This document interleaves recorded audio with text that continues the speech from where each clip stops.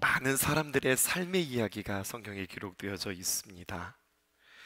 왜 하나님은 우리에게 그렇게 많은 사람들의 삶의 이야기를 통하여서 우리에게 메시지를 전해주시는 걸까요? 이런 생각했어요. 차라리 하나님 우리에게 매뉴얼을 주셔서 1번, 이럴 때는 이렇게 해라. 2번, 이럴 때는 이렇게 해라. 아주 선명하고 정확하게 우리에게 말씀해 주시면, 구체적으로 말씀해 주시고 또 보여주시고 우리 손에 이렇게 딱 쥐어주시면 너무 좋을 것 같은데, 그런 말 잘 들을 것 같고 어떤 실수도 어떤 패착도 없을 것 같은데, 근데 왜 주님께서는 그렇게 하지 않으시는 걸까요?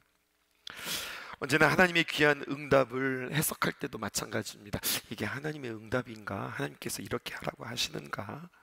왜냐하면 이렇게 볼 수도 있고 또 저렇게 볼 수도 있고, 그렇게 참 애매하기 때문에 그렇습니다.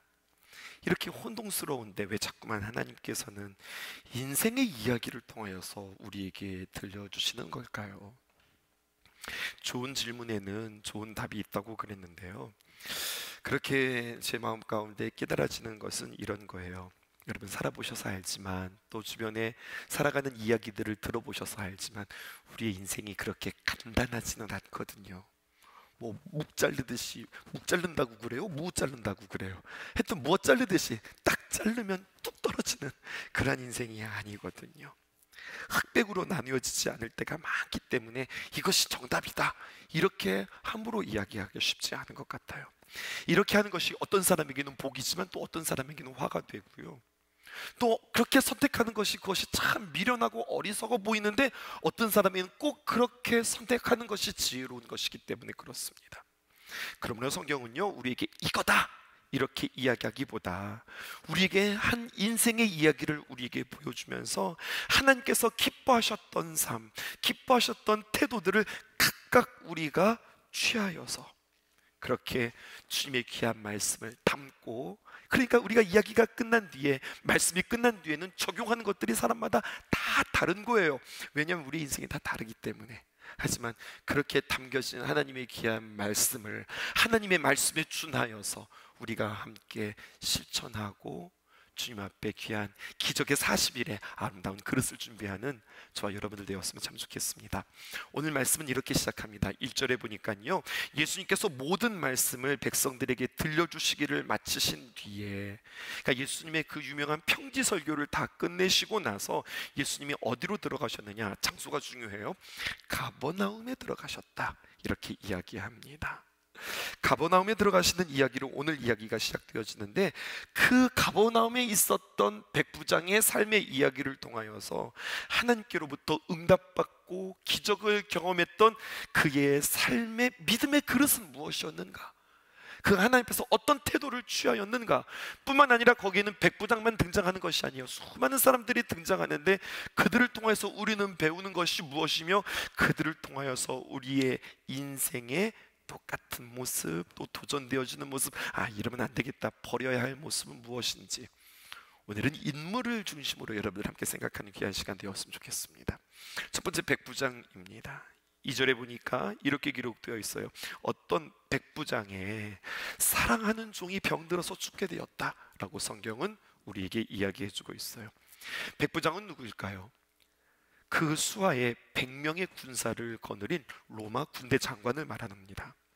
헤롯 안티파스의 휘하에 있던 사람으로, 당시 백부장의 역할은 지역의 치안을 맡는 사람, 또 나라가 제국이 나라를 지배하고 있기 때문에 세무에 관련된 일들을 감당하는 일들을 백부장이 했단 말입니다. 그런데 우리의 시선을 끄는 수식어가 있어요. 성경에 보니까 바로 뭐냐면 종을 말하는데, 종이 그냥 종이 아니에요. 성경에 보았더니 백부장의 사랑하는 종이 있었다, 이렇게 이야기합니다. 사랑한다고 하는 표현이 우리의 어감상 우리가 아는 그 사랑과는 조금 다른 표현이에요. 좀 번역이 아쉽습니다. 원어로 우리가 충실해서 보면은요, 어떤 표현이냐, 귀하게 여겼다라고 해석하는 게 더 맞는 표현이에요. 종이 그 주인으로부터 귀하게 여김을 받았어요. 주인이 그 종을 아주 귀하게 여겼어요. 근데 보통 귀하게 여긴 게 아니라 영어 성경을 보니까 거기에 high라고 하는 단어가 붙어 있더라고요. 아주 높이 귀하게 여겼다, 이렇게 표현되어지고 있어요. 백부장과 종의 관계, 대부분 이 관계는 어떤 관계냐면 갑과 을의 관계입니다. 주종 관계가 일반인데 성경은 이들의 관계를 일반적인 주인과 종의 관계로 이야기하고 있지 않아요. 지배국의 로마 백부장이 피지배국의 유대인 일개 종을 사랑한다? 귀하게 여긴다? 그것도 아주 귀하게 여긴다? 이것은 이례적이다 못해 여러분, 이것은 우리에게 아주 예외적인 그러한 관계라 할 수 있겠습니다. 병행 본문이 있어요. 이 이야기를 마태복음에서 그대로 하고 있거든요. 마태복음 8장 6절에 보면 이 백부장이 병들었다고 그랬잖아요. 근데 그 마태복음에는 이 병이 뭔지를 우리에게 이야기해 주고 있어요. 그 병은 바로 무슨 병이냐? 백부장이 무슨 병에 걸렸냐면 중풍병에 걸렸다는 거예요. 여러분, 중풍병이 무슨 병인지 아세요?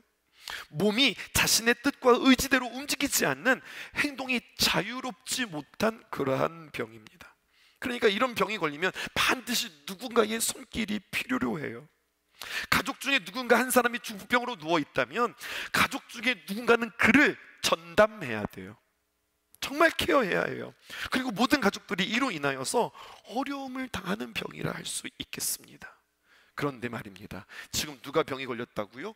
종이 중풍병이 걸렸다고요. 피지배 민족의 종으로서 그가 중풍병에 걸렸다?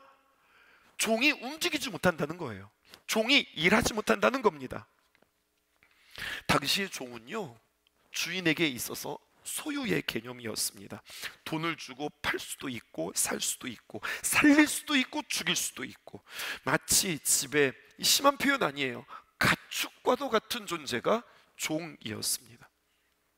손가락으로 이렇게 하면 살리는 거고 이렇게 하면 죽일 수 있는 것, 그것에 대해서 그 누구도 이야기하지 않는 그러한 시대가 바로 그 당시의 종의 가치였습니다. 근데 병이 들었어요. 몸져 누웠어요. 그러니까 주인이 그를 버려도 그 누구도 그를 비난하지 않을 뿐만 아니라 종이 병들었으면 당연히 버리는 거다. 여러분, 이것이 그 당시의 정서였고 상식이었단 말입니다. 그런데요, 오늘 성경에 나오는 이 가버나움의 백부장은 마음이 특별해요. 특별한 마음이에요. 자신의 종이 병들었다고 내치지 않았을 뿐만 아니라 그를 어떻게 해서든지 낫게 하겠다고 하는 의지를 가지고 그 가버나움의 동네의 장로들을 불러다가 그들을 예수님께 보냅니다. 이것도 상식적이지 않아요. 여러분, 상식적인 건 뭐냐면, 내 종이 병들었다 그럼 누구를 시켜야 돼요? 내 집에 있는 다른 종을 불러야죠. 다른 종을 불러다가 상황이 이렇게 되었으니 예수님 만나서 좀 고쳐주세요, 뭐 이렇게 되어야 하는 거 아닐까요?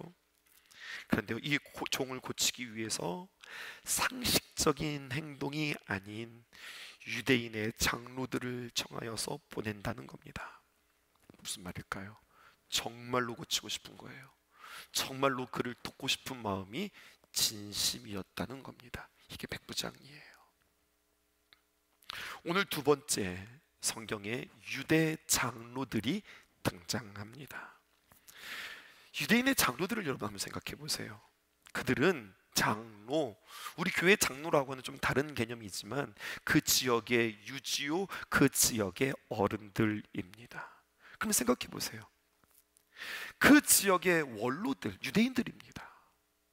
또 그 지역의 유지들입니다. 그들이 예수님을 어떻게 생각할 거라고 생각하세요? 아, 예수님 대단해. 아, 예수님 기가 막혀. 그들이 이렇게 예수님을 평가했을까요? 아니요. 예수님에 대해서 적극적으로 인정하며 호의를 갖는 사람들이 아니었습니다. 불편한 사람이었어요. 눈에 가시 같고, 여러분, 불편하고 적극적으로 반대하든지 아니면 아예 무시하든지, 이게 유대 장로들의 예수님을 향한 시선이었습니다. 왜요? 예수님은 나사렛 출신, 빈민가 출신으로서 무면허 설교가, 정교 랍비 교육을 제대로 받지 못했던 사람, 그런 예수님이 요즘 인기가 있어요. 그런 예수님이 요즘 사람들에게 주목받고 있어요. 사람들이 그들을 지금 쫓아다니고 있어요. 그러니까 탐탁치 않은 겁니다. 어느 날 백부장이 자기의 아들도 아니고 자기의 종이 죽게 되었으니 오셔서, 장로님들 오셔서 예수님께 가서 우리 종 좀 고쳐달라고 제가 좀 부탁 좀 드려요. 지금 이렇게 되어지는 상황입니다. 유대인의 장로님들 뭐가 중요한 사람들일까요? 그들에게는 품위가 중요하고, 그리고 그들에게는 어떤 권위가 중요한 사람인데, 장로의 마음 가운데 예수님은 비호감이거든요. 반감을 억누르고, 여러분, 자신들의 입지가 있고 자신들에게 시선이 있음에도 불구하고 그 자존심 내려놓고 이 장로님들이 그 예수님께 가서 이 백부장의 종을 지금 부탁하는 이야기도 성경에 기록되어져 있어요. 이건 또 뭘까? 이런 생각이 드는 겁니다. 이 백부장의 행실에 대해서 뭡니까? 장로들이 인정하고 있어요. 그렇다면 이 백부장이 어떻게 했길래 이 장로들로부터 이렇게 인정을 받는 걸까요? 3절에서 5절에 있는 말씀입니다. 3절은 제가, 4절은 여러분들이, 5절을 함께 합시다. 예수의 소문을 듣고 유대인의 장로 몇 사람을 예수께 보내어 오셔서 그 종을 구해 주시기를 정한지라. 이에 그들이 예수께 나와 간절히 구하여 이르되 이 일을 하시는 것이 이 사람에게는 합당하나이다. 5절 시작. 그가 우리 민족을 사랑하고 또한 우리를 위하여 회당을 지었나이다 하니, 혹시 성경책을 가지고 있다면 이 사람이 우리를 위해서 회당을 지어줬어요. 이 회당을 지었다는 부분에 한번 밑줄을 한번 쳐보세요. 백부장 다시 한번 생각해 보십시다. 백부장, 로마 제국의 휘하에 있으면서 이 백부장의 급여는 얼마나 됐을까요? 여러분 그거 아세요? 백부장이 뿐만 아니라 천부장도 있어요. 이 백부장, 우리 군대로 말하면 어느 정도 될까요? 대위 정도 될까요? 아니면 소령 정도 되어지는 계급일까요? 그의 급여로 자신의 가족이 모여서 살아가는 생활, 그 정도는 뭐 가능할지 모르지만 그 월급으로 회당을 짓는다? 여러분 그것은 엄청난 헌신을 하는 거예요. 제가 사진 하나 보여드릴게요. 오늘날 가버나움, 이스라엘의 가버나움에 가게 되어지면은 그 당시 가버나움의 회당의 흔적이 있습니다. 저 동그라미 쳐진 부분이 항공으로 사진 찍은 건데요. 지금 다 무너지고 그냥 터만 있고 이게 기둥 몇 개만 남겨져 있는데 가까이서 가보면 이 규모가 꽤 커요. 저게 가버나움의 회당이에요. 고고학자들은요, 이 가버나움의 회당의 모습이 이럴 것이라고 추정했어요. 그 그림을 한번 보실까요? 이렇게 생겼습니다. 이게 예수님 시대의 가버나움의 회당의 모습이에요. 어때요? 여러분, 분명한 것은 한 사람의 재력으로 이렇게 회당을 짓는다? 지을 수 없는 규모입니다. 한 사람이 짓기에는 참 힘든 거예요. 엄청난 재력가가 아니라면 짓기 쉽지 않습니다. 무슨 말이냐? 많은 사람들의 후원의 손길이 있었을 겁니다. 또 그 후원을 모금하는 주체가 백부장이었을 가능성이 높습니다. 왜냐하면 많은 수고와 희생이 그에게 있었을 거예요.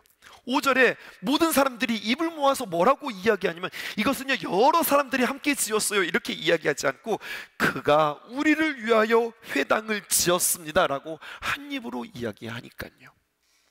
무슨 말이냐면, 그가 뭐 자기의 재산을 털어서 지었든, 아니면 뭐 몰래부터 돈이 많았던 사람이든, 아니면 펀드를 잘 했든, 사람들에게 잘 기부를 했든, 어떻게 했는지는 모르겠지만 하여튼 결론은 무엇이냐면 그렇게 큰 마음을 가지고, 수고를 가지고, 희생을 가지고 이 시나고게 회당을 만들었다는 이야기입니다. 그렇다면 여러분, 어떻게 그가 이방인임에도 불구하고 이렇게 수고와 희생을 감당했을까요? 여러분, 딱 한 가지예요. 이방인임에도 불구하고 그는 하나님을 사랑하고 경외하는 마음이 있었기에, 하나님을 사랑하고 두려워하는 마음이 있었기에 하나님 앞에서 피지배 민족의 신앙, 그것에 대한 편견을 내려놓고 겸손하게 유대인들을 관찰하며 그들이 고백하는 하나님을 보며 또 그들의 말씀을 들으며 유대인이 사랑했던 그 하나님의 말씀, 유대인들이 사랑했던 그 하나님, 그의 마음 가운데 스며들었어요. 그리고 그 마음 가운데 사랑하는 귀한 마음이 있었어요. 예수님을 대하는 태도도 마찬가지입니다. 이 백부장이 예수님을 대하는 태도, 예수 그리스도를 소문으로만 들었지 그가 직접 예수님을 대면했거나 아니면 그 예수님의 입에서 나오는 그 복음을 직접 들어본 사람도 아닙니다. 사람들 곁에서 소문만 들었던 사람. 제가 이렇게 표현해 보았어요. 이 백부장은 햇빛에 쬐인 사람이 아니라 달빛에 얼비친 사람 정도. 그렇게 햇빛을 직접 맛보지 못했던 사람임에도 불구하고 이러한 열정, 이러한 사랑, 이러한 헌신, 이러한 믿음이 있었다. 성경은 우리에게 이야기하면서 도전해요. 여러분, 우리는 하나님의 귀한 사람에 직접 쪼인 사람들입니까? 아니면 달빛에 겨우 그냥 얼비친 사람들입니까?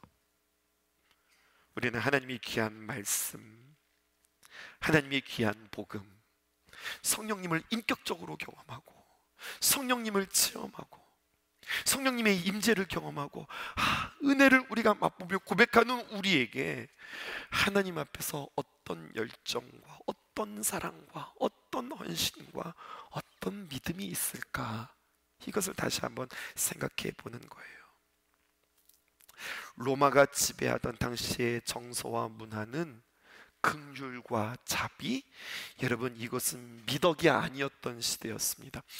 영화 가운데 글래디에이터라고 하는 영화 혹시 아실까요? 아니면 스파르타쿠스라고 하는 드라마 미드 혹시 보셨을까요? 아니면 배너 뭐 이런 거 보셨을까요?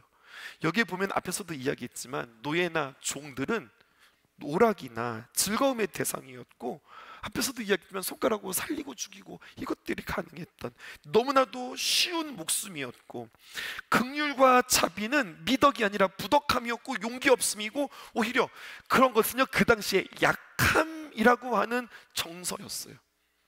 긍휼이라고 하는 것은 별로 좋지 않은 거였어요. 그런데 그의 마음 가운데 이 유대인들을 향한 긍휼의 마음이 있었고 하나님을 향한 귀한 사랑의 마음이 있었다고요. 주의가동의 40일을 걸어가면서 우리가 만나는 마음은 어떠해야 하는가? 여러분, 특별한, 주인이 종을 사랑한다고 하는 어떤 특별한, 이것은 그냥 예사롭지 않은, 흔하지 않는 그 마음과 그 열정, 그가 회당을 지었어 라고 하는 그 헌신, 이러한 것들이 기적의 아름다운 그릇이 되어진다고 하는 사실이에요. 그러니까 우리는 이번 40일의 기간들이 말입니다. 여러분, 제가 앞에서 선동하는 게 아니에요. 한번 잘 들어보세요. 놀라운 기적은 놀라운 헌신과 놀라운 수고 속에서 하나님께서 갚아주시는 귀한 은혜임을 우리는 발견하게 되어지는 거예요. 또 하나 이야기해 볼게요. 성경에 없는 이야기예요. 근데 충분히 상상할 수 있어요. 백부장이 로마 군대의 백부장 한 사람입니까? 아니요. 백부장은 동료들이 있습니다. 백부장이 동료들이 있지 않았을까요? 그에게 친구가 있지 않았을까요? 이런 생각을 해보는 겁니다. 성경에 나오지 않은 백부장의 동료들이 이 백부장에게 어떻게 대했을까? 이 백부장의 행동을 곁에서 봅니다. 아니, 요즘 동기 모임 오라고 하는데 왜 이렇게 모이질 않아? 아니, 요즘 뭐가 바빠서 그렇게 빨빨거리고 돌아다니는 거야? 요새 왜 그래? 뭐가 그렇게 바빠? 아니, 무슨 걱정이 있어? 왜 얼굴이 그렇게 어두워? 물어봤더니, 있잖아, 나에게 종이 있잖아. 그런데 그 종이 주부병에 걸려서 지금 중내사내하고 있어. 그래서 내가 속이 상해. 동료들이 어떻게 생각할까요? 뭐래? 요즘 젊은이들 말로 뭐래? 정신 차려. 도대체 뭐 하는 거야? 여러분, 이런 마음 아닐까요? 이러한 백부장의 행동에 대하여서 같은 동료 백부장들이 이해했을까요? 아니, 뭔가를 열심히 지어요. 뭔가를 다 털어서 열심히 지어요. 아니, 뭐를 지어? 그러더니 유대인들을 위해서 회당을 짓는데 뭐 하는 거야? 도대체 뭐 하는 거야? 그의 행동들에 대해서 친구들이 이해했을까요? 그의 동료들이 인정해 주었을까요? 아니, 친구와 동료는커녕 그의 아내조차 그에게 그의 행동을 이해하고 그의 아내가 그의 모든 것들에 대해서 공감해 줬을까요? 여러분, 근데 이게 우리의 모습이라고 저는 생각하는 거예요. 뭐 하는 거야? 아니, 새벽부터 일찍 일어나서 도대체 뭐 하는 거야? 아니, 어디 가는 거야? 주인과 동행 40일을 통하여서, 사순절을 통하여서 우리가 그렇게 주님 앞에 나아가는 거야. 아니, 뭐야? 그게 도대체 뭔 거야? 세상이 이해할 수 없는 행동, 그 마음에 세상의 가치가 아니라 하나님의 마음, 세상을 사랑하는 것이 아니라 하나님을 사랑하는 마음이 가득 차면 세상이 이해할 수 없는, 세상이 헤아릴 수 없는 놀라운 일들이 우리에게서 실천되어지고, 우리에게서 작정되어지고, 우리에게서 결정되어진다고 하는 이야기예요. 이런 도전도 하고 싶어요. 여러분, 주님과 동행 40일의 귀한 여정 가운데 우리가 주님을 묵상하고 성경을 필사하고 우리 그렇게 주님과 함께 동행하는 거잖아요. 우리 뭐 하나씩 끊어보기도 해보세요. 우리 뭐 하나씩 한번 끊어보십시다. 우리의 건강에, 또 우리의 영성생활에, 우리의 신앙생활에, 우리의 생활 습관에 좋지 않은 것, 이거 늘 우리에게 걸림이 되었던 것, 이번 기회에 한번 끊어보실까요? 저도 한 가지 한번 끊어볼 생각이에요. 뭘 끊을지는 제가 나중에 이야기해 드릴게요. 요즘 연습하고 있는 중에 있어요. 뭐래? 아니 목사님 뭘 그런 것까지 다 끊고 그러세요? 주님을 향한 어떤 나의 집중이라고 할까요? 그냥 그렇게 내가 주님을 사랑하는 표현이라 할까요? 그렇게 내가 주님 앞에 이 40일 동안 더욱더 주님께 집중하고 싶은 그냥 특별한 저의 마음이라고 할까요? 우리는 알 수 없지만 이 백부장에게는 그러한 하나님의 특별한 사랑, 특별한 긍휼하심이 그의 마음 가운데 있었어요. 긍휼이라고 하는 단어, 그 백부장이 이 유대인들을 향했던 그 마음, 또 종을 향했던 이 마음, 긍휼이라고 하는 단어가요, 구약 성경에 126회, 신약 성경에 43번, 총 169번 등장하게 되어지는데, 이렇게 많이 등장합니다. 이것을 여러분들에게 이야기하기보다 더 중요한 것은 이 단어가 나올 때마다 언제나 하나님의 성품, 하나님의 일하심, 하나님과 연결되어서 나오는 경우가 90%가 넘어요. 그러니까 무슨 이야기를 하는 거냐면, 이 긍휼의 마음은 하나님이 참 좋아하시는 마음이에요. 하나님의 성품이에요.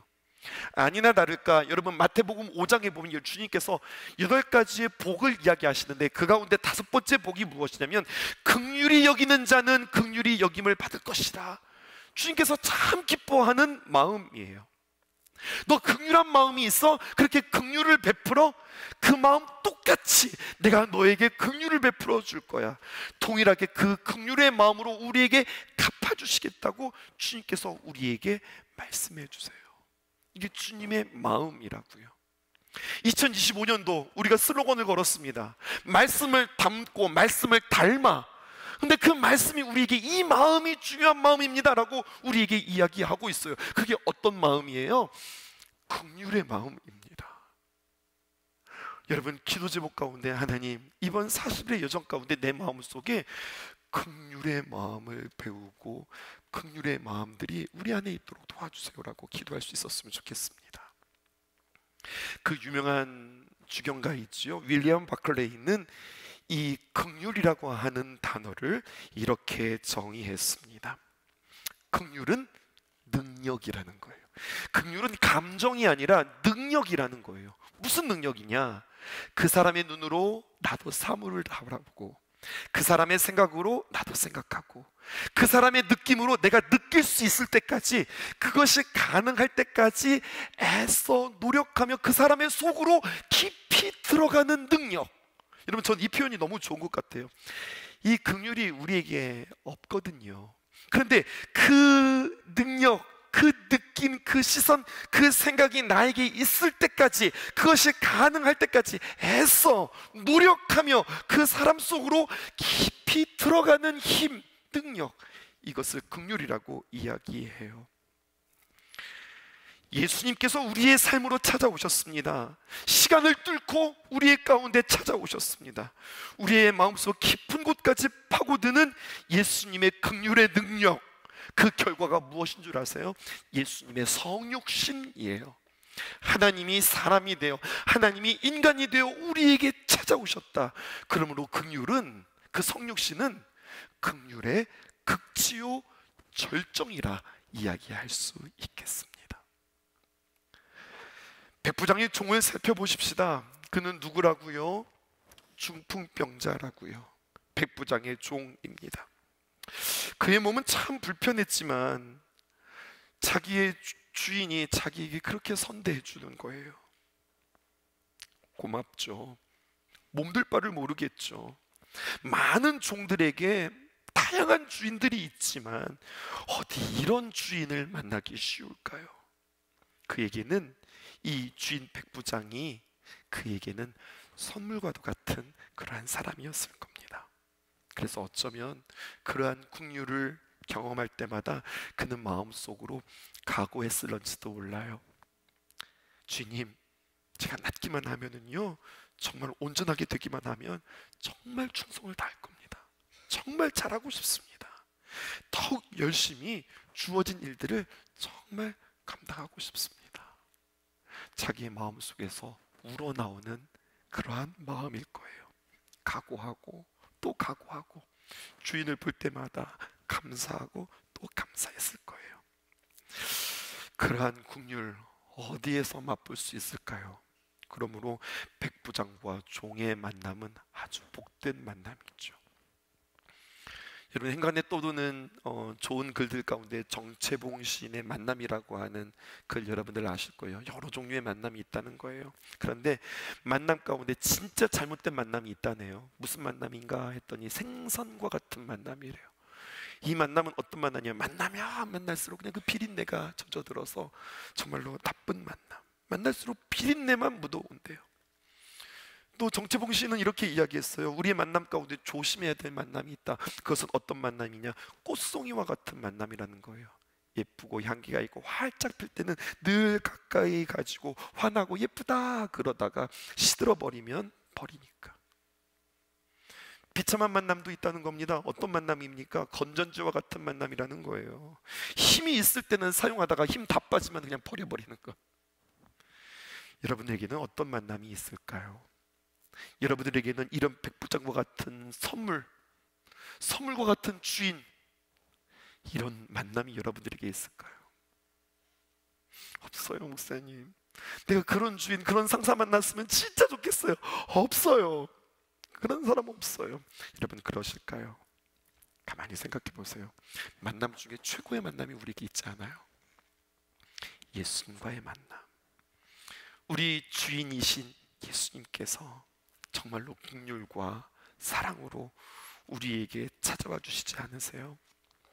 우리의 마음 그리스도의 집이 되어서 말씀을 담고 말씀을 닮아가는 우리에게 40일 주님과 동행을 작정하면서 여러분, 이 말씀 구체적으로 적용할 수 있었으면 좋겠어요. 나에게 복된 만남, 누군가에게 긍휼을 베품으로 말미암아, 야, 나는 누군가에게 선물과 같은 사람이구나, 이 고백이 여러분들에게 있기를 주님의 이름으로 축복합니다. 마지막으로 우리 예수님 소개하고 마칠게요. 오늘 이 이야기에 예수님이 등장하시거든요. 4절에 보니까 이렇게 기록되어져 있습니다. 이에 그들이 예수께 나와 간절히 구하여 이르되 이 일을 하시는 것이 이 사람에게는 합당하니이다. 5절 함께 읽어보실까요? 시작. 또한 우리를 위하여 회당을 지었나이다 하니. 그런데요, 이 말 가만히 보면 좀 아쉬움이 있어요. 좀 한계가 있습니다. 어떤 한계가 보이냐면, 이들이, 그러니까 장로들이 와서 하는 말이 뭐냐면, 백부장이 우리 유대인들에게, 우리 민족들에게 이렇게 잘했으니 이런 일을 하시는 거 당연합니다, 이렇게 이야기하는 거예요. 우리에게 행한 공로가 있으니 예수님, 그 사람 백부장 잘해 주셔야 돼요. 그에게 긍휼을 베푸심이 마땅합니다, 예수님께 요청하죠. 근데 여러분 기억하세요. 예수님이 백부장의 종에게 가신 그 걸음은 백부장의 선행 때문이 아닙니다. 예수님 안에 있는 사랑 때문에 가는 거지, 그가 회당을 짓고 그가 어떻게 해서 그래서 가는 예수님이 아니라고 하는 사실이에요. 하나님을 잘한다고 자처하는 사람들이 있었어요. 나름 성경에 능통하고 나름 구별되었다고, 우리는 저들과 구별된 거룩한 사람들이라고 그것에 대해서 기뻐했던 사람들이 있어요. 누굽니까? 바리새인들입니다. 하나님과 가깝다고 하는 그들이 언제나 예수님께 와서 하는 말들이 있었습니다. 무슨 말을 하냐? 당신이 하나님의 아들이거든 하나님의 아들인 그 표적을 우리에게 보여주시오. 여러분, 하나님을 가까이 하고 하나님을 안다고 하는 사람들이 하는 이야기가 바로 그런 거예요. 근데 그들과 대조되어서 나는 미천한 사람입니다. 나중에 알지만 여러분, 예수님이 우리 집에 오는 거 감당치 못하겠습니다. 왜냐하면 유대인이 이방인을 만나는 거, 그것은 정결법에 어긋난다면서요. 예수님 안 오셔도 좋습니다 라고 이야기하는 이 백부장, 그가 하나님의 말씀을 알았으면 얼마나 알았을까요? 예수님의 소문을 들었으면 그가 얼마나 들었을까요? 그가 구별된 삶이라고 하면 얼마나 그가 구별되었을까요? 아니요, 그냥 그저 조금 알았을 뿐이고 진리의 파편을 조금 경험했을 뿐인데, 그런데 그 조그만 믿음 가지고 그는 고백합니다. 뭐라고 고백하느냐? 주님 오시지 마세요. 말씀만 하세요. 저도 수아에 사람이 있어 봐서 알지만 가라 하면 가고 오라 하면 옵니다. 주님 말씀만 하셔도 내 종이 나을 줄 믿습니다. 이 고백을 하는 거예요. 믿음이 크죠. 근데 저는요, 이 믿음이 큰 것뿐만 아니라 하나가 더 보여요. 뭐가 보이는 줄 아세요? 이 백부장의 배려가 있어요. 무엇을 아느냐? 상식적으로 유대인은 이방인을 만나면 정결법에 어긋난다, 이걸 아는 거예요. 예수님 오시면 나는 참 좋지만 그러면 예수님이 더러워진다면서요. 이방인을 만났으니 예수님은 정결법에 어긋난다면서요. 그렇게 하지 않으셔도 좋습니다. 처음에는 오셨으면 좋겠습니다 라고 생각하다가 가만히 생각해 보니까 아니요, 그냥 말씀만 하셔도 좋습니다. 그냥 주님 말씀만 하셔도 내가 나음을 믿습니다 라고 하는 그 믿음도 주님께서는 칭찬하셨지만 그 마음씨, 그 배려, 주님께서 놓치지 않으셨다고 하는 거죠. 그러면서 9절에 이렇게 이야기합니다.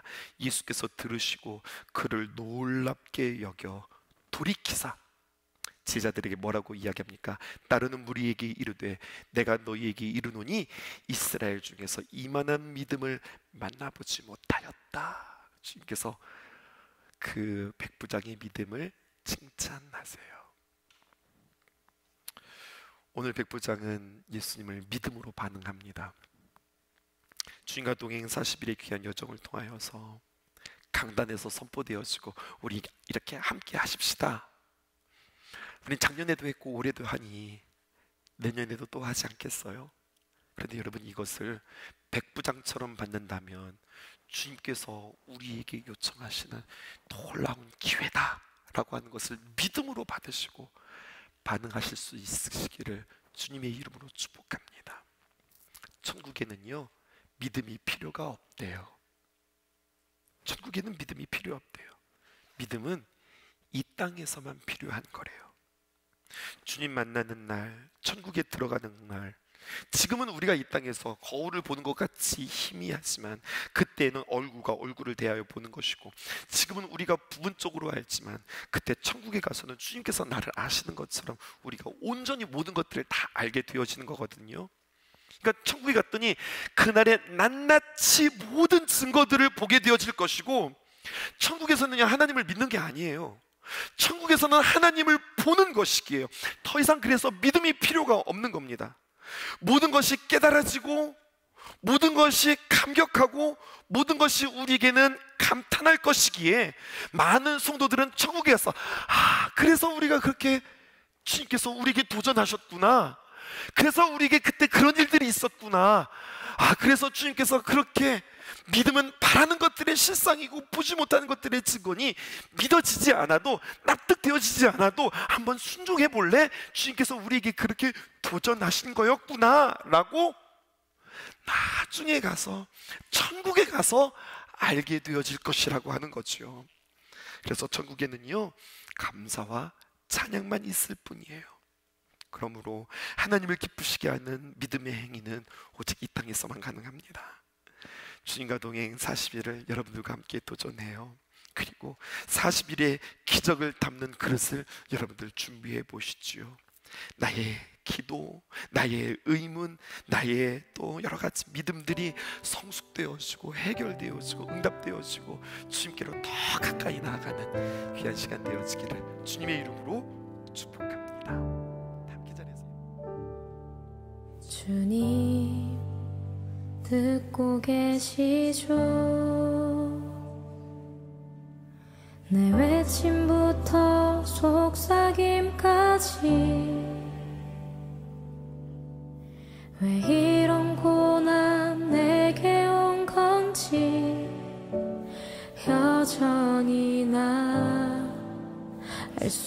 없어도 주님 다 알고 계시죠. 눈물만 드릴 때에도 이름만 부를 때에도 이 자리에 함께 하시죠.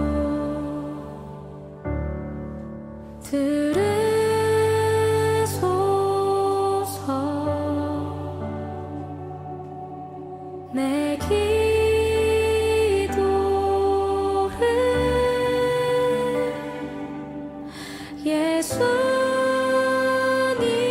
예수님은 믿음으로 기도합니다.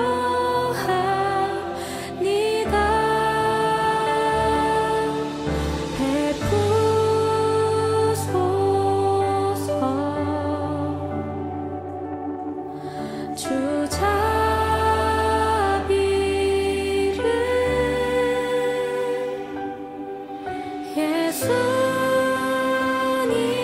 예수님의 이름으로 기도합니다.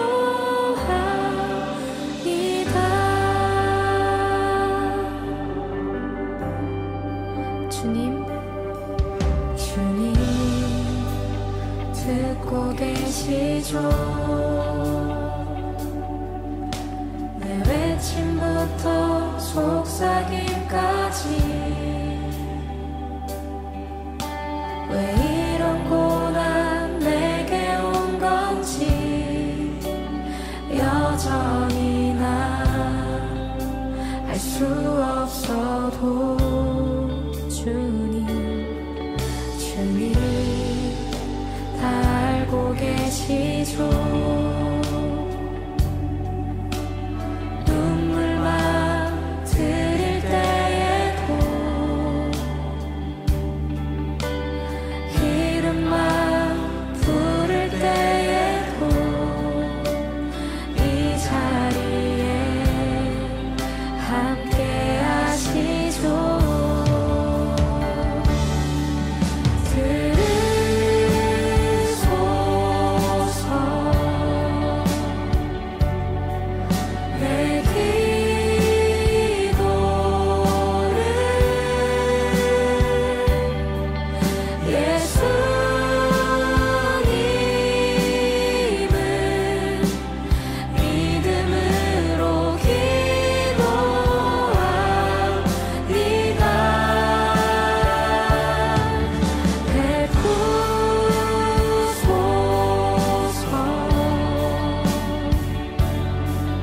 주